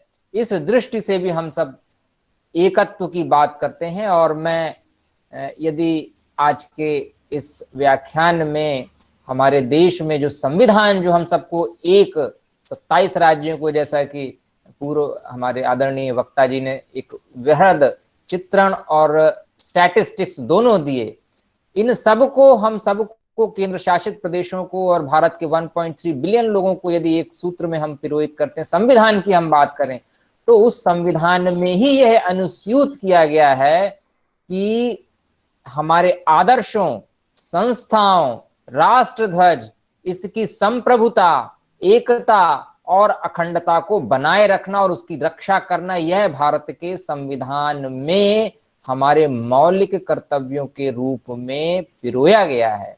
हम सबके लिए यह आह्वान है। और भारत के लोगों में समरसता, समान भातृत्व की भावना का निर्माण करना, जो धर्म, भाषा, प्रदेश, वर्ग आधारित सभी प्रकार के भेदभावों से परे हो, हमारी समग्र संस्कृति की समृद्ध विरासत को महत्व देना, उसको संरक्षित करना, इन सब बातों की भारतीय संविधान में कर्तव्य के रूप में प्रतिष्ठा रही। परंतु 31 अक्टूबर 2015 को आयोजित राष्ट्रीय एकता दिवस के दौरान माननीय प्रधानमंत्री श्री नरेंद्र मोदी जी द्वारा सरदार वल्लभ भाई पटेल की जयंती, जिसको इस वर्ष भी हमने एकता दिवस के रूप में आयोजित किया, विभिन्न क्षेत्रों के संप्रदायों के एक निरंतर और संरचित सांस्कृतिक संबंधों को बनाया जा सके, जिसके बारे में मैंने कहा कि भारत में ऋग्वेद की प्रथम ऋचा जिस अग्नि की बात करती है, जिस ओज और तेज के वरेण्य की यह हम सविता देवता के प्रति आराधना करते हैं, जिससे चलकर जिसकी दीक्षा उपनयन संस्कार के माध्यम से दी जाती थी, जिस पर चलकर ब्रह्मचारी ब्रह्मचर्य और ब्रह्मांड और ब्रह्मानुभूति तक पहुंचता था, उसकी श्रेष्ठता को जागरण और जगाने की बात ऐसे व्याख्यानों से, ऐसे जो हमारे युवा पीढ़ी उस तक ले जाने की बात ऐसे कार्यक्रमों के माध्यम से, और यह दर्शन को जानने, जगाने, अनुभूत करने का जो आह्वान है, वह एक भारत श्रेष्ठ भारत के इस मंत्र में पिरोया हुआ है। इसके माध्यम से, और मंत्र भी वो होता है जिस पर हम मनन करते हैं, जिस पर हम स्वाध्याय करते हैं, जिस पर हम निधिध्यासन करते हैं, जिस पर हम स्थिर होते हैं, जो अनुभूत होता है। मन से चेतना तक के इस प्रवाह में दर्शन का यह ब्रिज देखना, सतत अनवरत आत्मावलोकन, आत्मापूर्ति और आत्मज्ञान, इन सब की बातें यदि हम दर्शन शास्त्र में करते हैं तो यह निश्चित रूप से श्रेष्ठता, श्रेयस्कर्ता की बात आती है। और भारतीय दर्शन में श्रेयस और प्रेयस दो एक अलग रूप में कठोपनिषद में जिनकी चर्चा की गई है, हम श्रेयस की ओर बढ़ने का आह्वान भारतीय संस्कृति में है। प्रेय जो इमीडिएट, जो हमें अच्छा लग रहा, उसकी ओर की बजाय जो अंतिम क्षण तक, अंतिम लक्ष्य तक, अंतिम प्राप्तव्य और ध्येय तक ले जाता है, ऐसे निश्चित श्रेय और मनुस्मृति का आवाहन करते हुए पूर्व आदरणीय वक्ता ने आवाहन किया, हमारे मीमांसा दर्शन में भी यतो अभ्युदय निश्रेयस सिद्धि सा धर्मा, इस रूप में धर्म की परिभाषा ऐसे श्रेष्ठ आदर्शों, कर्तव्यों और धारण करने के रूप में ध्री धातु से धारणा धर्म, यह बात की गई। और 64 से अधिक अर्थ जिसका कोई अन्य शब्द दूसरी किसी भाषा या संस्कृति में नहीं है, ऐसे धर्म की प्रतिष्ठा की गई। यह धर्म कट्टरता या धर्मांधता की बात ना होकर मानव संस्कृति, मानव मूल्यों, जिनकी पराकाष्ठा आध्यात्मिकता से लेकर चरम उत्कर्ष जहां तक आयाम हो सकते हैं प्राप्तव्य के, उन सब श्रेष्ठ बातों को धारण करने के अर्थ के रूप में भारतीय संस्कृति में पिरोई गई। और यह ही भारतीय संस्कृति थी जिससे हम आगे चलकर देश को और पूरी इस दुनिया को विश्व बंधुत्व का हम यदि नारा दे पाए हैं, और इस विश्व बंधुत्व के भी मूल्य में यदि हम बार बार इस बात को कहें कि ये कैसे होगा, जो भारत की भूमि में सात्विक, राजसिक और तामसिक, यदि सत्व, रजस और तमस की परिकल्पना की गई, और ऐसे ही आहारों की कल्पना, जो बात आयुर्वेद के माध्यम से या सांख्य योग, हम दर्शन शास्त्र के विद्यार्थी, यहाँ पर प्रतिष्ठित की गई, यहाँ पर धृति, इन 3 प्रकार की धृति, क्षमा, तप, इन सब की चर्चा की गई। इनसे मंतव्य यही था कि हम अपने आहार को, अपने व्यवहार को, अपने विचार को, इन सब को स्वयं एक दर्शन से, एक रिफ्लेक्शन से सेल्फ रीडर बनते चलें। किन बातों से हम आगे बढ़ रहे हैं, किन बातों से हम तमस की ओर या अंधत्व की ओर या अंधकार की ओर या ज्ञान की ओर जा रहे हैं, इसका सतत हम आत्मावलोकन करते रहें, तब ये बात श्रेष्ठता की, तब ये बात निश्चित श्रेयस की उभरेगी। यह भारतीय संस्कृति में पिरोया गया, रचा बसा गया, इसकी मिट्टी से यह उत्पन्न हुआ है। तभी बात जो है ये आती है कि वह कुछ बात है कि मिटती नहीं। बहरहाल ये जो स्थापित हुआ है, ये वाक्य ये यहीं पर स्थापित हुआ है। और बहुत महत्वपूर्ण और आगे की बात जिसकी ओर मैं आपका सारा अवधान भी चाहूंगा, विदेशी आक्रमणकारी पिछले 1000 या 12 वर्षों से जो आए और भारत की सभ्यता और संस्कृति को जो आघात लगे, वरन इसके बावजूद इसके विभिन्न रूपों में, विभिन्न तरीकों से, विभिन्न शैलियों से, विभिन्न व्रतों में, विभिन्न उत्सवों में, विभिन्न त्योहारों में, विभिन्न रीति रिवाजों में और संस्कारों में, विभिन्न, यदि भाषा से हम विविध प्रांत या विविध स्टेट या विविध राज्य अलग हुए हैं, केंद्र शासित प्रदेश अलग हुए हैं, लेकिन यदि हम उनके भोजन को, यदि उनके आहार को, यदि उनके जीवन को, उनकी शैली को, उनकी संस्कृति को देखते हैं, तो भारत की मिट्टी में सहस्रों वर्षों से उपजी यह दर्शन, यह विज्ञान, यह प्रज्ञा की बीज हमको वहां उस जगह पर उन संस्कृतियों में दिखाई देंगे। और जब यह एक भारत श्रेष्ठ भारत का यह सूत्र दिया गया, यह मंत्र दिया गया, इसके आवाहन का यह ही उद्देश्य था कि हम भारत की इस प्रज्ञा को, इस मेधा को, जो मानव से महामानव और अंतिम साक्षात्कार, जो एक मानव के रूप में, एक हमारे जीवन के रूप में, हमें एक वैश्विक मूल्य के रूप में यदि कोई हो सकता और हमारे पूर्वजों ने उसे देखा है, खोजा है और जाना है, और यदि उससे हम कन्विंस होते हैं तो उसका हम जागरण अपने अंदर कर सकते हैं। और इसको हम भ्रमण के माध्यम से इस पूरे देश में, संस्कृति में, इसके मंदिरों में, इसकी इमारतों में, इसकी धरोहरों में, इसके सांस्कृतिक जो चट्टानों से लेकर के, इसकी गुफाओं से लेकर के विविध जगहों पर संरक्षित हैं, इसका आह्वान एक भारत श्रेष्ठ भारत में किया गया। और यहां तक केवल नहीं, क्यूलिनरी अर्थात जो इसकी पाक या इसके व्यंजनों की परंपरा, इसमें भी विविध कॉम्पिटिशन्स का आयोजन किया गया, विविध लेखों का, वेबिनार्स का। इस दृष्टि से जो हमारी युवा पीढ़ी भी है उसका आह्वान भी किया गया कि हम एक भारत और श्रेष्ठ भारत के इस मूल्यों को अपने अंदर आत्मसात कर सके, आत्मारोपित कर सके और आत्म जागरण भी कर सकें। यह बात जो है एक छोटे से शीर्षक में एक भारत श्रेष्ठ भारत में संयोजित की गई।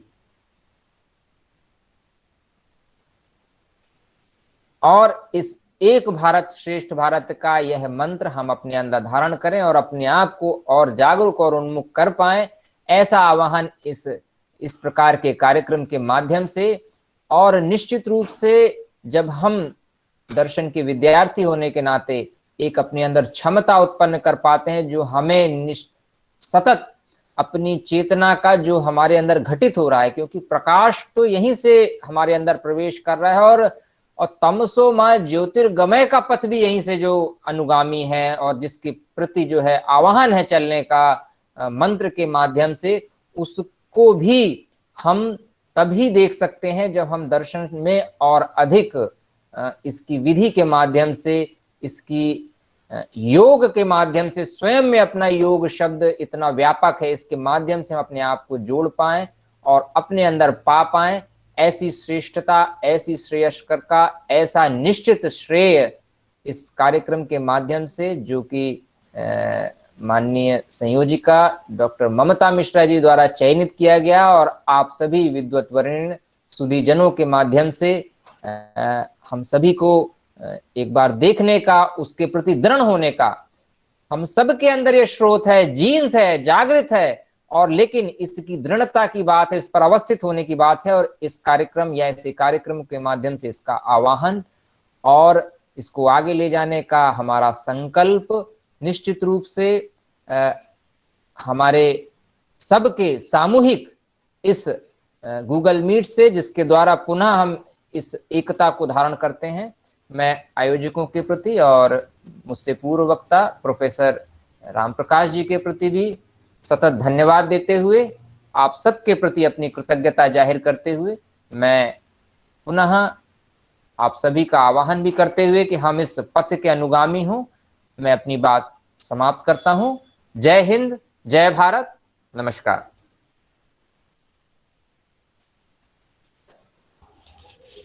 धन्यवाद सर, पुनः पुनः आपका आभार। विषय के दार्शनिक आधार एवं उस साध्य की प्राप्ति के लिए हमारे जीवन दर्शन रूपी मूल मंत्र के मनीषापूर्ण आवाहन, पुनः पुनः आवाहन और उद्घाटन हेतु आपका कोटि कोटि धन्यवाद। अंत में इस कार्यक्रम की पूर्णता का प्रत्यक्ष एवं परोक्ष रूप से जिनका सहयोग और जिनकी सहभागिता तथा जिनकी उपस्थिति हम सभी के लिए आशीर्वाद के रूप में रही है, उन सभी प्रत्यक्ष एवं परोक्ष जनों के आत्मिक आभार हेतु मैं हमारी व्याख्यानमाला की संयोजिका एवं दर्शन विभाग की विभागाध्यक्षा डॉक्टर ममता मिश्रा मैम से निवेदन करती हूँ।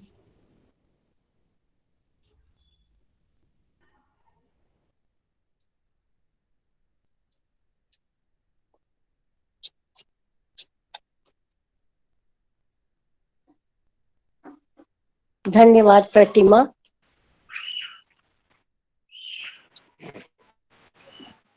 आज हमारा ये कार्यक्रम समापन की ओर है। इस सत्र में मैं उद्घाटन सत्र के अतिथि, सर्वप्रथम उद्घाटन सत्र के अतिथि, मुख्य अतिथि प्रोफेसर R.C. सिन्हा सर को धन्यवाद देती हूँ, जिन्होंने हमारा इनॉग्रल सेशन में आतिथ्य स्वीकार करने का हमें अवसर प्रदान किया, और आपको हृदय से धन्यवाद देती हूँ। मैं इस कार्यक्रम के मुख्य स्पीकर्स पहले दिन के प्रोफेसर राकेश चंद्रा, दर्शन विभाग, लखनऊ विश्वविद्यालय को धन्यवाद देती हूँ। आपने some reflections on Aurobindo on Indian renaissance पर अपने विचार व्यक्त किए थे, आपको हार्दिक धन्यवाद। दूसरे दिन प्रोफेसर इलाहाबाद विश्वविद्यालय के प्रोफेसर ऋषिकांत पांडे सर ने हमें वसुधैव कुटुंबकम पर अपना सारगर्भित व्याख्यान प्रस्तुत किया था, इसके लिए आपको हार्दिक धन्यवाद। आज के हमारे इस समापन सत्र के मुख्य वक्ता प्रोफेसर महात्मा गांधी काशी विद्यापीठ के गांधी अध्ययन पीठ के महात्मा गांधी काशी विद्यापीठ में गांधी अध्ययन पीठ के निदेशक प्रोफेसर राम प्रकाश द्विवेदी जी को उनके एक भारत श्रेष्ठ भारत विषय पर सारगर्भित व्याख्यान हेतु हार्दिक धन्यवाद देती हूँ। आपने हिंद स्वराज से प्रारंभ कर बेसिक डेमोक्रेसी की 4 मुख्य आधार स्तंभों की चर्चा करते हुए लोकतांत्रिक मूल्यों की चर्चा की। विभिन्न चुनौतियों के बीच आज आपने एक भारत श्रेष्ठ भारत की परिकल्पना को साकार करने के लिए हमें भाषा पर संयम रखने और गरिमा का ध्यान देने जैसे मूल्यों की ओर अपना ध्यान आकृष्ट करने के लिए सचेत किया, और यह मूल मंत्र दिया कि जो आज लोगों के बीच में इस तरह से है कि वो लोग अपनी भाषा पर संयम नहीं रखते हैं और किसी को भी कुछ भी बोल देते हैं, कहीं भी किसी तरह के शब्दों का प्रयोग करते हैं। इसलिए भाषा पर संयम रखना अत्यंत आवश्यक है। इस बात से मैं पूरी तरह सहमत हूँ आपसे, और हमें गरिमा का भी ध्यान देना होगा, इसलिए इस बात का भी आपने इस ओर भी संकेत किया। धन्यवाद के इस क्रम में मैं हार्दिक धन्यवाद देती हूँ आज के समापन सत्र के मुख्य अतिथि प्रोफेसर सुशील दुबे जी को। आपने मौलिक संविधान के मौलिक कर्तव्यों की ओर हम सभी का ध्यान आकृष्ट किया, जिसकी आज के समय में सर विशेष आवश्यकता है। आज लोग इन सब मूल्यों को भूलते जा रहे हैं और कहीं भी कुछ भी निर्द्वंद हो करके अपनी बातों को रखते हैं, जिनका औचित्य हो ना हो। आपने दार्शनिक दृष्टि से दार्शनिक आधार प्रस्तुत किया इसके लिए, और बड़े ही दृढ़ता के साथ इन विचारों को हमारे बीच रखा, जो निश्चय ही छात्रों के बीच में एक नई ऊर्जा का संचार करेंगे। मुझे ये आशा है। आपने जिस सहजता से हमारा निमंत्रण स्वीकार किया उसके लिए भी मैं आपको हार्दिक धन्यवाद देती हूँ। मैं धन्यवाद देती हूँ हमारे महाविद्यालय की मैनेजर मैडम को, श्रीमती उमा भट्टाचार्य जी, जिनका निरंतर सहयोग हमें प्रदान होता रहा है और उनकी उपस्थिति हमें ऊर्जा का संचार हमारे अंदर एक ऊर्जा का संचार करती है। मैं महाविद्यालय की कर्मठ प्राचार्य प्रोफेसर रचना श्रीवास्तव जी को धन्यवाद देती हूँ, जिनके कुशल निर्देशन एवं मार्गदर्शन से ही आज इस तरह का कार्यक्रम संभव हो सका है। इस कार्यक्रम की शुभकामना एवं बधाई के क्रम में हमें कई जगह से संदेश प्राप्त हुए, जिसमें मुख्य रूप से काशी हिंदू विश्वविद्यालय के दर्शन एवं धर्म विभाग के अध्यक्ष प्रोफेसर मुकुल राज मेहता जी को मैं धन्यवाद देती हूँ। अपने महाविद्यालय के विभिन्न विभागों के विभागाध्यक्ष एवं शिक्षक शिक्षिकाएं जिन्होंने भी इसको सुना, हमारा सहयोग किया, हमारा ध्यान दिया, उनको मैं धन्यवाद देती हूँ। मैं धन्यवाद देती हूँ अन्य विश्वविद्यालयों और महाविद्यालयों से आए हुए लोगों को, जिनमें मुख्य रूप से प्रोफेसर महिला महाविद्यालय से प्रोफेसर रचना श्रीवास्तव जी, आर्य महिला से डॉक्टर ममता गुप्ता जी, डॉक्टर अनामिका जी, राजघाट से डॉक्टर रमा पांडे जी, डॉक्टर अर्चना तिवारी जी, महात्मा गांधी काशी विद्यापीठ से डॉक्टर नंदिनी सिंह। इस कार्यक्रम में को पूर्णता प्रदान करने के लिए कार्यालय से भारतीय चट्टोपाध्याय जी, श्री चंद्रकांत चटर्जी, श्री कपिल जी, श्रीमती साक्षी एवं श्री विशाल जी को धन्यवाद देती हूँ। मैं धन्यवाद देती हूँ अपने दोनों सहयोगियों डॉक्टर मनोज कुमार सिंह एवं डॉक्टर प्रतिमा सिंह, जिन्होंने हर क्षण मुझे सहयोग प्रदान किया है।